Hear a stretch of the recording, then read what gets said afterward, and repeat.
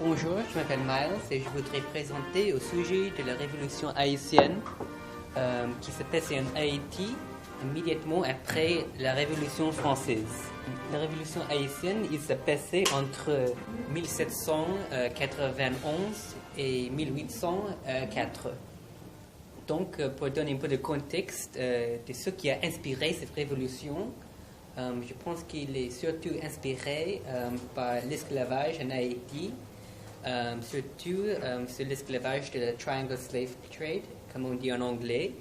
Le Triangle Slave Trade qui a commencé en Afrique avec le vol des Africaines et leur vente aux des colonies qui les a envoyés aux colonies dans l'Amérique du Sud, surtout en Haïti. Il y avait beaucoup de colonies dans l'Amérique du Sud, mais surtout la colonie d'Haïti avait un système d'esclavage qui était plus intense que dans les autres pays. Par exemple, l'Espagne, ils avaient beaucoup de colonies, mais parce qu'ils n'avaient plus de territoire et ils n'ont pas focalisé, ils n'ont pas donné beaucoup d'attention à leurs colonies. Mais parce que l'Haïti était la seule colonie de la France dans les Caraïbes, si on ne considère pas deux ou trois autres, c'était beaucoup plus intensif. Et la France investit beaucoup plus d'argent et des efforts pour coloniser l'Haïti. Surtout, ils ont colonisé l'Haïti pour faire de l'argent avec la production de sucre. Et ils ont vendu ce sucre en Europe. Avec les profits qu'ils ont créés, ils ont pu répéter ces processus d'esclavage, de vol de noix en Afrique, et puis la vente de ces noix et la production de sucre et de produits d'agriculture dans les Caraïbes, et puis la vente de ces produits en Europe. C'était surtout un système économique qui était bien sûr très cruel. Par exemple, il est estimé qu'entre 1 million et 5 millions de personnes sont mortes pendant le passage entre l'Afrique et l'Amérique du Sud. Et parfois, en cette époque, on voit peut-être des tensions entre les idéaux de la révolution, comme la liberté, et puis les réalités économiques de faire de l'argent. Sur un côté, on a les demandes de faire de l'argent, de faire grandir l'Empire français, mais sur l'autre côté, on a les concerns humanitaires de faire cet argent d'une manière qui est éthique et qui ne fait pas beaucoup de cruauté. Et par exemple, en 1815, l'abbé Grégoire il a écrit un traité au sujet de l'esclavage. Il a écrit que les Français pourront faire la traite des nègres, c'est-à-dire voler ou acheter des hommes en Afrique, les arracher à la terre natale, à tous les objets de leurs affections, les porter aux Antilles ou vendus comme des bêtes de somme. Et ici, on a quelques exemples de ce qui s'est passé en Haïti et dans quelques autres colonies de la France et de l'Espagne.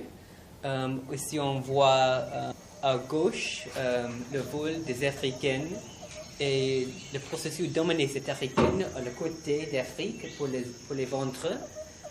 Surtout, il faut noter que le vol de ces Africaines était fait par des autres Africaines. Peut-être on peut conclure que le processus d'esclavage était accéléré par les Africaines eux-mêmes, malheureusement.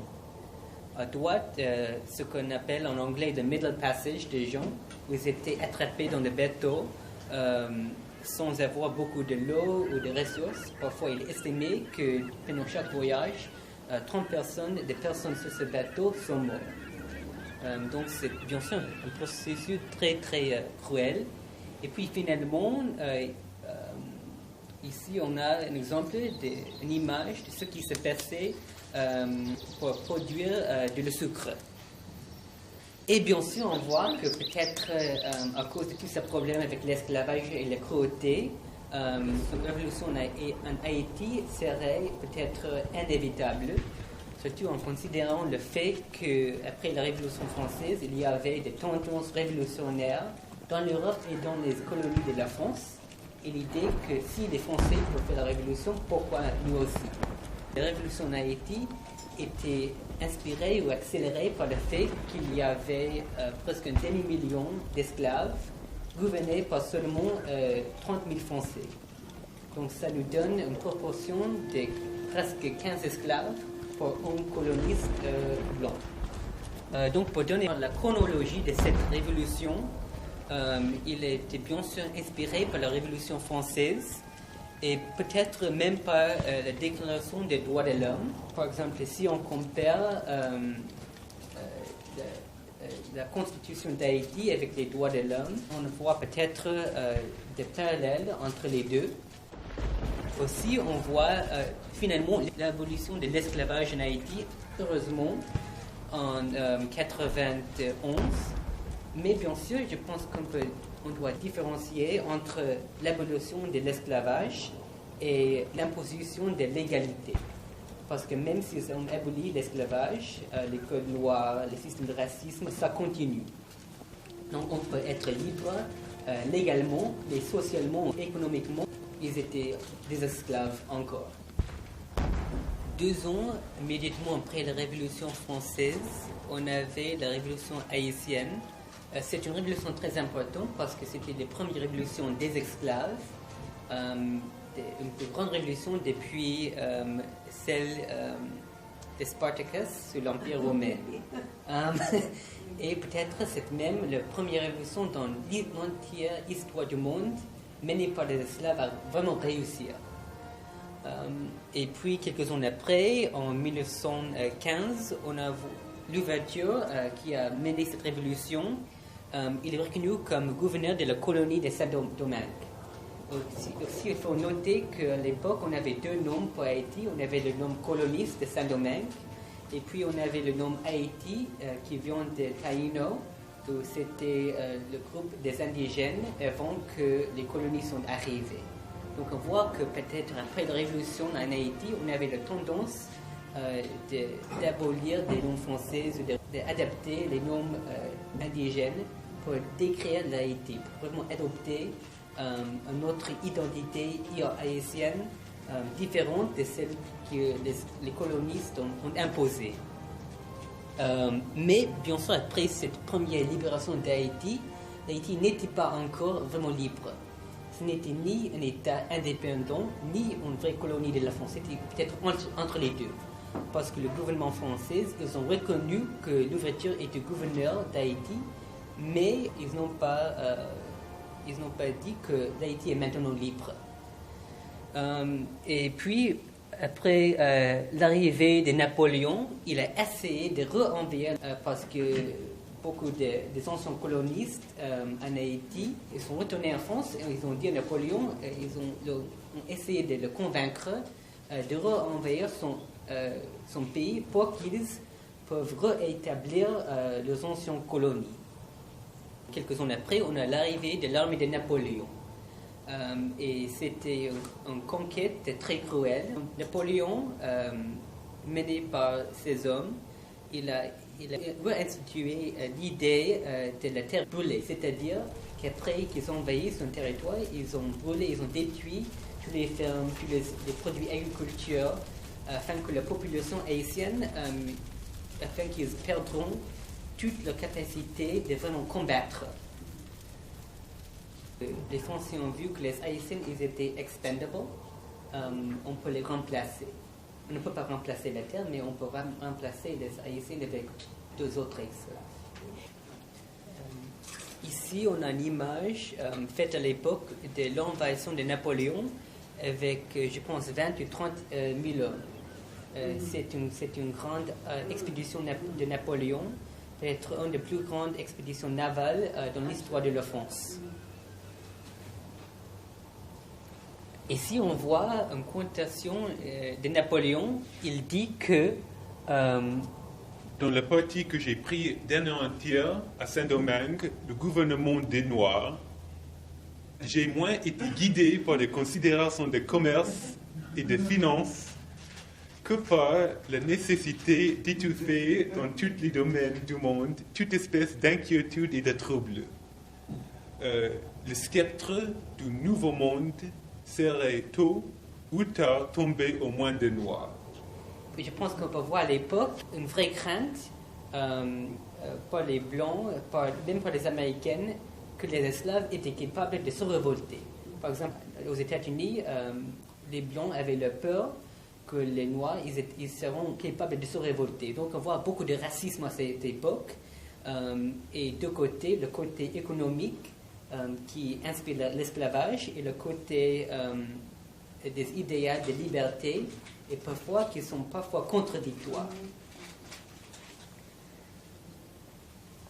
Et pendant cette deuxième partie de la Révolution, on avait la guerre qui recommence, beaucoup de guerres civiles, mais malheureusement, en 1802, on avait la capture de l'ouverture, malgré les promesses de Napoléon que l'ouverture serait libre s'il se rend à l'armée française. Malheureusement, il meurt quelques mois plus tard en prison. Mais malgré la défaite de l'ouverture, malgré beaucoup de difficultés et de guerres civiles, on avait la défaite de la France qui était causée par deux choses. Premièrement, la résistance haïtienne qui était très forte, inspirée par beaucoup de mémoires très cruelles de l'esclavage, mais aussi on avait beaucoup de maladies que l'armée française a attrapées parce qu'ils n'étaient pas bien assimilés au climat tropique. La France a mis sa défaite après le mort de presque 50 000 de ses soldats, de ses hommes, et bien sûr beaucoup des Haïtiennes, on ne sait pas le nombre, les chiffres exactement.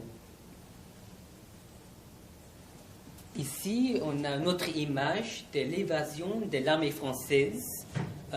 Quelques-uns de ces Blancs, ils sont retournés à la France ou ils sont allés aux États-Unis pour rétablir leur plantation, leur ferme dans le sud des États-Unis. Une traduction de l'esclavage de l'Haïti à l'esclavage qu'on voit aux États-Unis. L'ouverture a été considérée comme équivalente de Napoléon.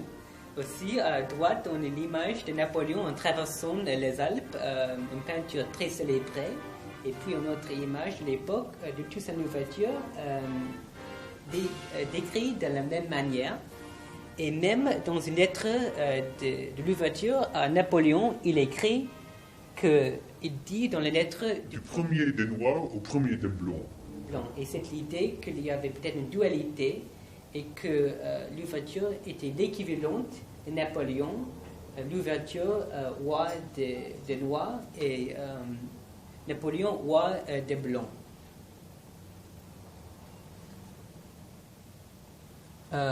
Et ici, on peut voir à l'époque les correspondances entre Toussaint Louverture et Napoléon. Par exemple, en février, c'est le mois de Brumaire, quand la Constitution d'Haïti a été approuvée par le Parlement, ou le Parlement temporaire, l'ouverture rappelle au public que je ne vise qu'un moyen de garantir à ma caste menacée et droits qui lui ont été concédés. La révolution haïtienne était plus ou moins inspirée par l'esclavage. Bien sûr, il y a d'autres raisons, comme la révolution française, mais je pense que l'esclavage est au centre de cette histoire. Mais malgré le fait que les demandes de Toussaint Louverture étaient, à mon avis, tout à fait raisonnables, Napoléon n'était pas vraiment en train d'accepter l'idée d'avoir des Noirs libres. Il était bien sûr pour l'esclavage. Je vois peut-être que parfois c'est un peu ironique qu'un homme qui est dictateur de Français, qui dit qu'il supporte les idées de la liberté, il fait à la même fois l'envahissement et le vol de ces libertés des autres gens. Et donc je me demande pour qui est-ce que ces libertés vont servir? Les Blancs ou tout le monde? C'est l'égalité entre une certaine population. Dans sa réponse à l'ouverture, Napoléon écrit « Assistez, moi, Napoléon, de vos conseils, de votre influence et de vos talents, le capitaine général. Que pourriez-vous désirer? La liberté des Noirs ?» C'était vraiment incroyable que Napoléon qu'il pourrait dire ça Je ne comprends pas vraiment cette ironie, cette même hypocrisie. Après avoir été aboli, l'esclavage a été réinstitué par Napoléon en 1802. Et malgré la promesse de Napoléon qu'il respecte l'ouverture, l'ouverture a été assassinée indirectement en prison, malgré la promesse que l'ouverture peut compter sans réserve sur notre estime. C'est vraiment, à mon avis, la trahison. Ici, on a notre image de la cruauté commise par les anciens esclaves sur les colonisateurs blancs. Il y a de cruauté entre les deux groupes. C'était réciproqué dans une certaine manière. Et peut-être pour donner une autre perspective sur ces batailles, on peut bien sûr regarder la traite de l'abbé Grégoire, écrit en 1815. Ça s'appelle « De la traite et de l'esclavage de Noirs et de Blancs ». C'était une condamnation de l'esclavage écrite par l'abbé Grégoire.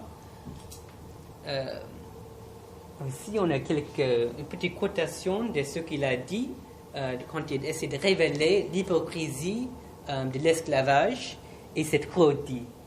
Par exemple, l'abbé Grégoire écrit au sujet de l'esclavage que tandis que par-delà de décaler l'Atlantique, la vertu et l'élégance déploient tant d'efforts contre le commerce de la liberté humaine. Quel scandale présente chez nous le silence et l'indifférence, même des hommes qu'on désigne sous le titre de gens de bien, comme Napoléon. C'est une vraie hypocrisie à cette époque, et je vois que c'est très cruel, et je ne comprends pas comment à l'époque on pourrait continuer à supporter l'esclavage malgré toutes ces difficultés et tous ces problèmes. Et pour ce résumé, je pense qu'on peut voir le décret de la Convention nationale de la Déclaration des droits de l'homme. Par exemple, dans son premier article, il dit que les hommes naissent et demeurent libres et égaux en droit. Les distinctions sociales ne peuvent être fondées que sur l'utilité commune. Ou par exemple, similairement, on voit dans le deuxième article que le but de toute association politique est la conservation des droits naturels et imprescriptibles de l'homme. Ces droits sont la liberté, la propriété, la sûreté et la résistance à l'oppression. Et à la fin du jour, je suis laissé avec quelques questions. Par exemple, si la France a été fondée sur les valeurs de la liberté, l'égalité et la fraternité, comment est-ce qu'elle pourrait voler ses droits d'une autre nation? On voit ça peut-être bien sûr dans le contexte d'Haïti, mais aussi du contexte de la colonisation en général. Par exemple en Algérie, pendant la guerre civile là-bas. Aussi, on peut demander comment est-ce que la France peut supporter l'esclavage quand elle prétendait à l'époque de supporter de la liberté. Et à mon avis, pour répéter, bien sûr, c'est à mon avis vraiment l'hypocrisie qui peut-être, ça peut même continuer aujourd'hui dans les années récentes, par exemple, bien sûr, en Algérie. J'ai entendu parler que presque 1 million de personnes sont mortes pendant la guerre civile. Pour terminer, on a ici une carte d'Haïti et on peut se demander une autre question à l'époque, est-il vrai que l'Haïti était bien prête pour la liberté? Parce que son population des anciens esclaves, ils n'avaient pas beaucoup de familiarité avec ce gouverner, où ils avaient beaucoup de mal à écrire, et la plupart de ces gens, ils n'ont pas parlé le français. Et on a ici peut-être la difficulté qu'on peut demander la liberté on peut demander la résistance, mais c'est toujours avec des difficultés. Et il y avait peut-être deux batailles. Il y a la bataille réelle, mais il y a aussi une bataille idéologique après que le pays est libre. Oui, on peut dire que l'Haïti est libre, mais économiquement ou socialement, elle a encore beaucoup de difficultés qui s'empêchent son développement pour devenir un vrai pays qui peut garantir la liberté d'éducation à toute son population. Je peux demander à vous, quelles sont vos questions?